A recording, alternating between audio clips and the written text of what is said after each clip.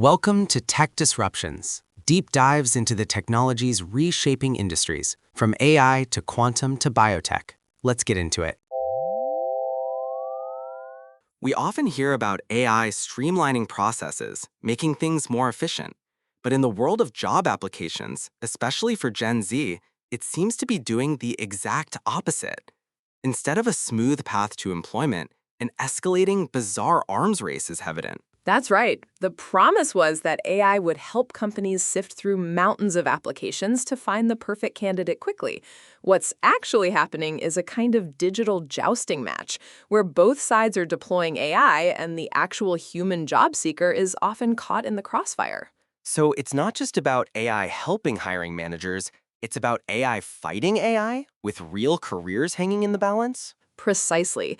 It's a feedback loop, creating a system that prioritizes keyword optimization over genuine skill or potential, especially for those just starting out. To unpack this arms race, for a long time, applicant tracking systems, or ATS, have been the gatekeepers. Companies adopted them because they were drowning in resumes. What was the original problem ATS was trying to solve, and how did it set the stage for this current situation? The problem was sheer volume. Post a job opening and you might get hundreds, even thousands of applications. Human recruiters simply couldn't review them all thoroughly. ATS were introduced to automate the initial screening, to filter out clearly unqualified candidates and present a manageable shortlist. Think of it like a digital sieve designed to catch specific keywords, qualifications, and formatting. The idea was to save time and ensure no perfect candidate was missed due to human oversight. So companies start using these systems, and job seekers quickly figure out the game. They learn to optimize their resumes with keywords, sometimes even hidden ones, to get past the initial filter. Exactly. Job seekers, particularly those who are tech-savvy, realized that a human wasn't the first audience for their resume. It was an algorithm. So they started tailoring their applications, using language directly from the job description, often repeating terms, to increase their chances of matching the ATS criteria. It became less about demonstrating unique value and more about ticking boxes for a machine. And this is where the arms race really kicks in. If applicants are using AI-like techniques to beat the ATS, what's the next escalation? The next escalation is job seekers using generative AI, like ChatGPT, to craft those applications. Instead of manually trying to guess keywords, they're prompting AI to analyze job descriptions and then generate a resume or cover letter perfectly optimized for that specific ATS. It's like bringing a smart missile to a knife fight. This has profoundly changed the landscape because it's no longer just about strategic keyword placement. It's about creating an entire document that speaks the ATS's language flawlessly, almost indistinguishable from what a human might produce if they spent hours painstakingly optimizing every sentence. So companies are using AI to filter, and candidates are using AI to get past the filters. But what does that mean for the actual recruiters on the other side? Are they getting better candidates or just more AI-optimized candidates? That's the critical question. Many recruiters report being overwhelmed not by a lack of candidates, but by a flood of perfectly crafted but potentially generic applications. The AI-generated resumes might hit all the right keywords, but they can obscure genuine experience, personality, or unique skills that an applicant possesses. Recruiters end up spending more time trying to discern authentic human contributions from AI-optimized fluff. It creates a new kind of signal-to-noise problem. It sounds like a digital hall of mirrors. Everyone's reflecting what they think the other side wants to see without necessarily connecting on what's truly needed for the role. That's a good way to put it. The focus shifts from demonstrating genuine fit and capability to mastering the art of algorithmic persuasion.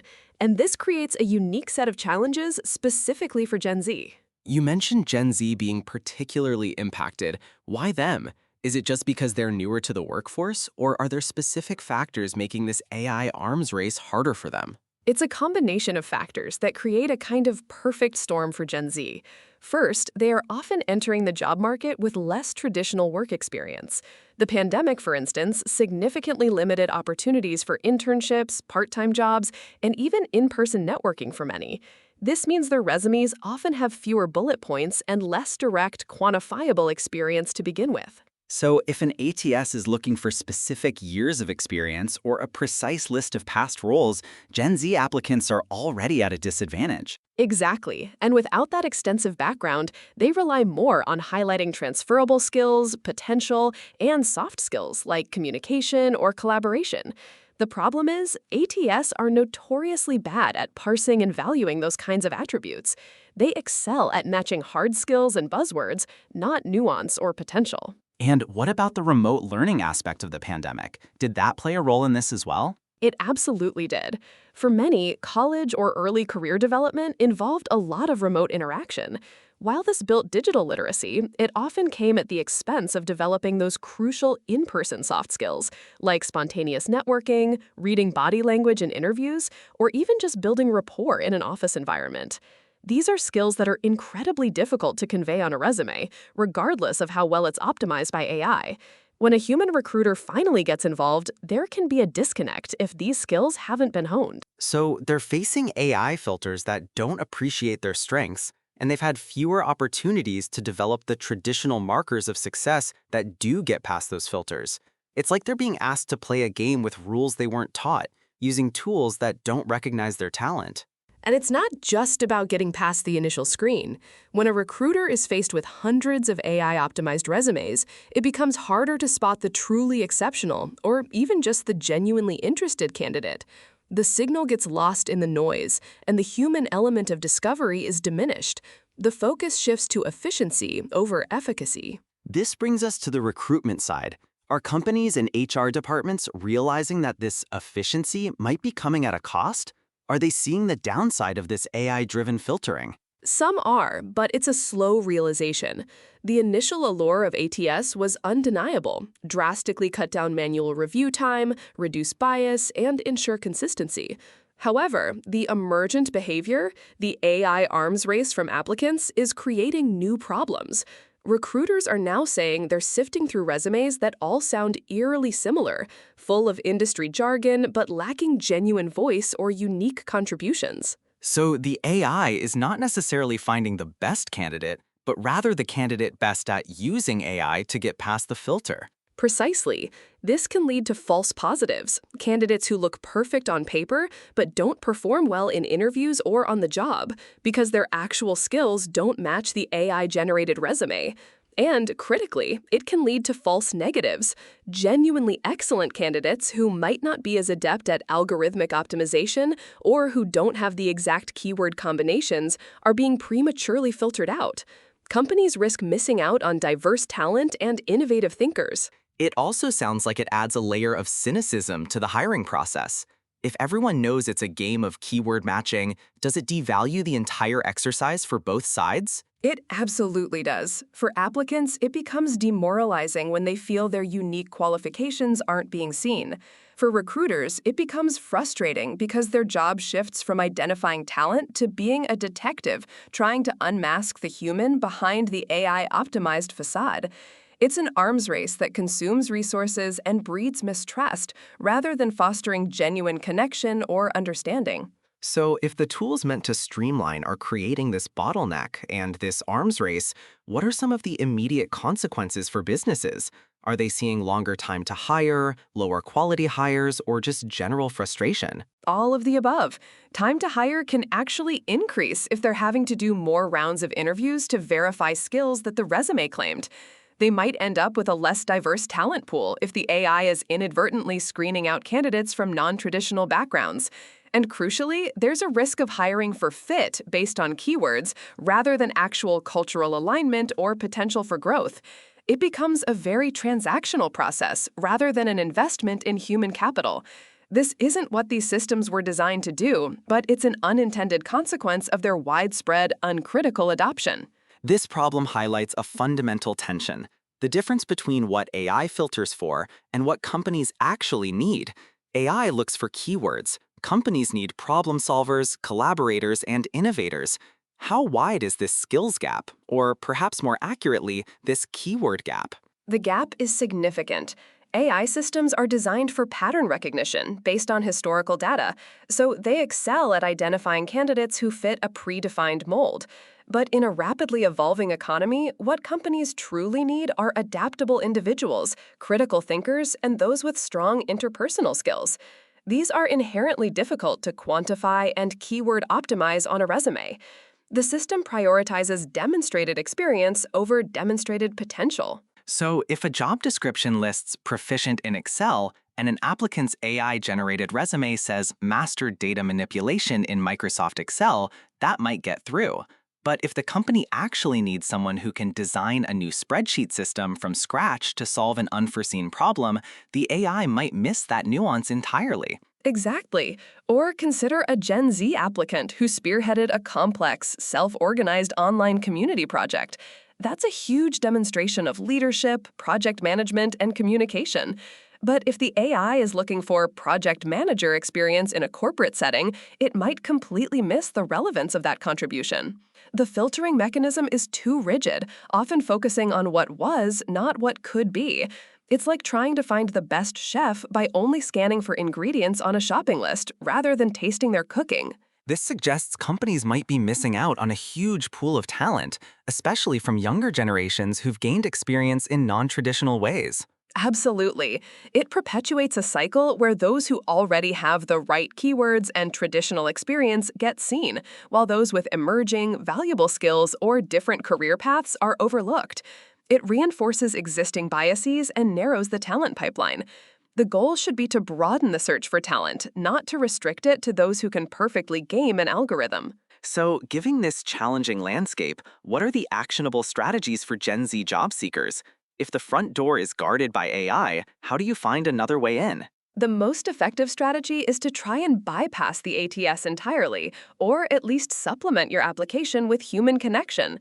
This means leveraging professional networks, reaching out to employees at target companies on platforms like LinkedIn for informational interviews, or even directly contacting hiring managers. A personal referral or a direct conversation can often leapfrog the entire automated screening process. That sounds a lot like the old school way of finding a job, networking and making personal connections. It's almost ironic that in an AI-driven world, the solution is often more human. It is ironic, but it highlights the limitations of the current AI approach. Another strategy is to build a strong online presence through portfolios, personal websites, or contributions to open source projects. These provide tangible evidence of skills and accomplishments that a resume, even an AI-optimized one, can't fully convey. This allows recruiters to see work product rather than just keyword density. And for companies, beyond just tweaking their ATS, what should they be considering to ensure they're not filtering out the very talent they need? Companies need to reassess their entire hiring philosophy. First, they should critically evaluate their ATS. Are they over-relying on it? Are the criteria too narrow? Secondly, they need to prioritize human review at earlier stages, particularly for entry-level roles where potential is paramount. This might mean having recruiters spend a bit more time initially, but it could lead to higher quality hires in the long run. Third, embrace skills-based hiring rather than just credential-based hiring. Focus on assessments that measure actual abilities rather than just keywords on a resume. Finally, actively encourage internal referrals and diverse sourcing channels that naturally bypass the most rigid aspects of the ATS. So it's about recalibrating the balance between efficiency and effectiveness, and understanding that AI is a tool, not a decision maker. Exactly. It's about remembering that behind every application is a human being with unique skills and aspirations. The goal of hiring should be to find the best fit, not just the best algorithm pleaser. So, looking at this whole landscape, what are the most crucial takeaways for listeners about AI in the job market, especially for this generation? First, AI in hiring, as currently implemented, often creates perverse incentives. It encourages an arms race where applicants use AI to game the system, leading to a flood of indistinguishable, optimized applications. And this isn't just an inconvenience, it genuinely impacts who gets seen, especially for new entrants like Gen Z. That's the second key insight. Gen Z faces a unique challenge. They often lack the traditional experience AI filters prioritize, and the pandemic curtailed opportunities for developing crucial soft skills and networking that could bypass these filters. So, companies need to understand they might be inadvertently screening out a generation of talent. Absolutely. The third takeaway is that companies must rethink their approach. Over-reliance on keyword matching AI risks missing out on adaptable, innovative candidates and leads to inefficient, frustrating hiring for everyone involved. Instead of relying solely on algorithms, what's the fundamental shift needed? The fundamental shift is valuing human connection, demonstrable skills, and potential over algorithmic perfection. It's about using AI as a helper, not as the sole judge. This AI arms race feels like it's just getting started. What happens when the next generation enters the workforce? Is the system being designed to primarily reward AI savvy over job savvy, or one that truly helps connect talent with opportunity? That's all for this episode of Tech Disruptions. Join us next time as we keep exploring the technologies reshaping our world. Thanks for listening. We'll see you next time. Stay curious out there.